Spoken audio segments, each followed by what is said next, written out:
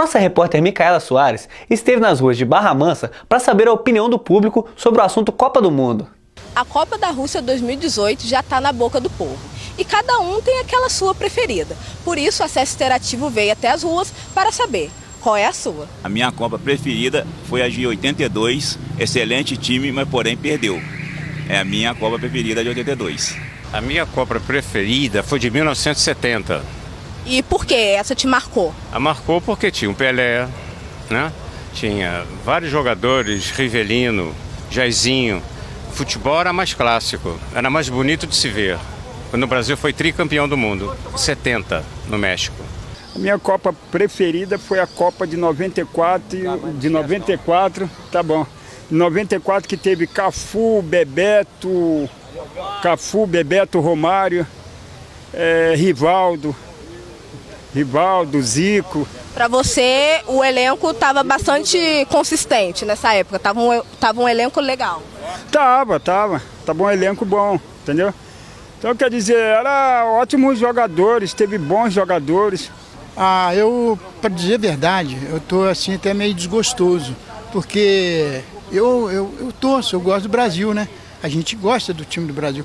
Só que depois que o Brasil perdeu aquela Copa de 7-1, aí de lá para cá eu não fiquei assim muito tranquilo mais não. Eu tô meio com medo. Essa Copa que vem agora de 2018, eu tô com medo. Eu tô achando que o Brasil não vai chegar muito longe não. Na época de 70, o jogador jogava mais pela camisa, por gostar mesmo de jogar, do esporte. Hoje é mais por dinheiro, né? Qual foi a sua Copa preferida?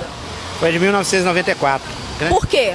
Grande atuação do Brasil, Romário arrasou, entendeu? Gostei muito. Foi em 2014. E por que essa Copa te marcou? Ela me marcou porque foi um 7-1 inesperado, né?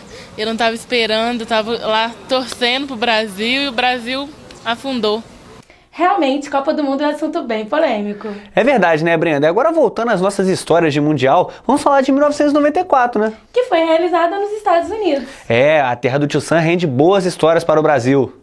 Apesar da pouca tradição norte-americana no futebol, foi um Mundial no país que bateu todos os recordes de público mantido até os dias de hoje.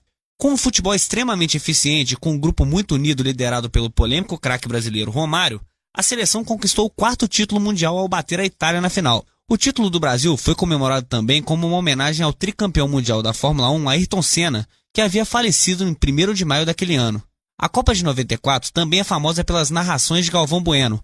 Como esquecer o... Vai o Brasil, rumo ao tetra! E também do eterno... Partiu Machado, pé direito, bateu, Tafarel! Vai que é sua, Tafarel! O Mundial foi repleto de emoções para os brasileiros. Embalados pela dupla Bebeto e Romário, o Brasil vinha convencendo e muito no torneio, até a tão decisiva partida, a final. O jogo foi disputado no estádio Rose Bowl, em Pasadena. Com um público de quase 95 mil pessoas, no tempo normal, a partida terminou em 0-0, tenso para ambos os lados. Com isso, pênaltis. Logo no início, para acelerar o coração dos brasileiros, Márcio Santos perdeu a primeira cobrança. Mas logo em seguida, Baresi também perdeu e a disputa voltou a ficar igual. Com as cobranças sendo efetuadas, a Itália perdeu o penúltimo com Massaro e o Brasil marcou com Dunga. Para se manter viva na final, a bola foi para os pés do craque italiano, Roberto Baggio. E para alívio dos brasileiros, aconteceu isso aí. Vai partir, vai que é sua, Tafarel! Partiu, bateu, acabou! Acabou! Fim de jogo. Eterniza o grito aí, Galvão. É tetra! É tetra! O Brasil se tornava a única seleção tetracampeã mundial da história. É tetracampeão mundial de futebol! A Copa do Mundo de 98 foi realizada na França e ela não terminou muito bem para o Brasil, né? Foi o primeiro título francês em Copa do Mundo. E mesmo com a França sendo campeã, o melhor jogador do Mundial foi Ronaldo Fenômeno. A final da competição foi decidida entre Brasil e França. E a França, meus amigos, aplicou uma goleada por 3-0 em cima da seleção brasileira. O destaque da partida ficou por conta de Zidane, ao marcar 2 gols. Foi a primeira Copa com 32 seleções, que é o atual formato da competição. A seleção brasileira contava com nomes como Dunga, Tafarel, Roberto Carlos, Rivaldo, Bebeto, Ronaldo Fenômeno e Cafu. Zagallo era o técnico brasileiro. 2002 foi uma Copa de novidades, né, Jorge? 2002 foi uma Copa com excelentes lembranças para a seleção canarinho. E também a gente pode conferir aí que é uma história muito boa para a seleção brasileira. Foi um Mundial repleto de novidades. A primeira vez em que 2 países sediaram unidos o evento. E também foi a primeira vez em que 3 seleções, França, Japão e Coreia do Sul, já estavam classificadas automaticamente para a fase de grupos da Copa do Mundo. E também é a primeira vez em que uma edição de Copa não aconteceu nem na Europa, nem nas Américas. Foi um avanço para o continente asiático. A final foi realizada no Estádio Internacional de Yokohama e os protagonistas do grande jogo foram Brasil e Alemanha. As 2 seleções chegaram ao Mundial desacreditadas e mesmo assim caminharam até a final com grandes campanhas. A Alemanha era comandada pelo goleiro e melhor jogador daquele Mundial, Oliver Kahn, e o Brasil com um grande trio de ataque, Ronaldinho Gaúcho, Rivaldo e Ronaldo Fenômeno. O Brasil era conhecido como a família Scolari. Aquela seleção venceu os alemães por 2-0 na final com uma grande atuação de Ronaldo Fenômeno, eternizando o camisa 9 na história das Copas e consagrando a seleção brasileira como a única pentacampeã até os dias de hoje.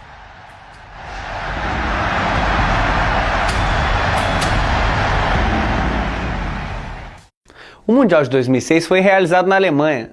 2006 acabou sendo um desastre brasileiro, já que a seleção canarinho havia vencido a última Copa do Mundo e a Copa das Confederações um ano antes. Muita expectativa foi criada em cima daquela seleção, que tinha o badalado ataque, Ronaldinho Gaúcho, Kaká, Ronaldo Fenômeno e Adriano Imperador, o quadrado mágico.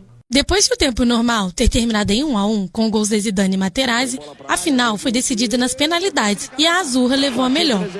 Um dos lances mais marcantes da Copa, claro que não poderíamos deixar de fora, foi a cabeçada de Zidane no jogador italiano Materazzi, quando a partida ainda estava na prorrogação, o que acabou resultando na expulsão do francês. Nessa edição da Copa do Mundo, o Brasil caiu nas quartas de finais, quando perdeu para a França por 1-0 com o gol de Thierry Henry. They were all preoccupied with others, and Henry took full advantage to prod it home. A Copa de 2010 foi realizada na África do Sul. A Copa de 2010 é considerada histórica por muitos.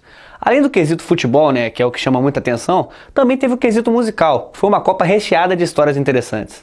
Foi a primeira vez em que o evento foi sediado no continente africano. A África do Sul construiu 5 novos estádios de futebol em preparação para a Copa do Mundo FIFA de 2010. Foi a primeira vez na história do país em que a região teve estádios especialmente dedicados ao futebol. Sob o antigo governo do Apartheid, os estádios eram construídos exclusivamente para rugby e cricket. A organização da Copa do Mundo FIFA de futebol escolheu para a edição de 2010 a música Waka Waka, Esto es África em espanhol e Time for Africa em inglês, que foi apresentada na cerimônia de abertura, realizada no estádio Soccer City, pela cantora colombiana Shakira. A canção foi um marco do Mundial.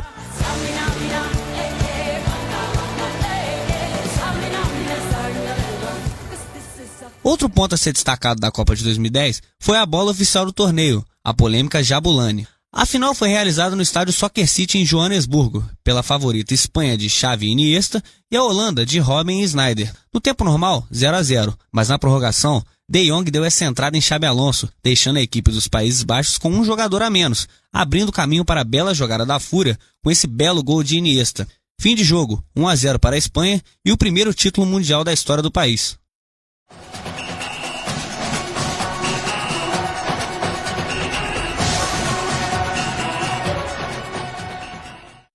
A Copa de 2014 foi realizada no Brasil, mas o final vocês já sabem. 32 participantes, Rames Rodrigues, artilheiro, Manuel Neuer, melhor goleiro e o histórico 7-1. A edição de 2014 foi a 5ª realizada na América do Sul, depois de a Argentina ter sediado o sorteio pela última vez no continente em 1978. Nas quartas de finais, o atacante brasileiro Neymar levou uma entrada por trás do colombiano Zuniga, desfalcando o Brasil na semifinal contra a Alemanha. A partida entre Brasil e Alemanha ocorreu no estádio Mineirão, em Belo Horizonte, e o termo mineiraço surgiu por comparação com o maracanazo, o outro desastre da seleção brasileira de futebol na Copa de 1950 no Brasil. O 7-1 é considerado um dos resultados mais notáveis da história do futebol. Foi a pior derrota do Brasil em Copas, e o Brasil ainda perdeu a disputa de terceiro lugar para a Holanda. A Alemanha foi a grande vencedora do Mundial ao bater a Argentina na prorrogação por 1-0, com Mario Götze marcando um golaço. O argentino Lionel Messi foi o melhor jogador da competição. Acabou!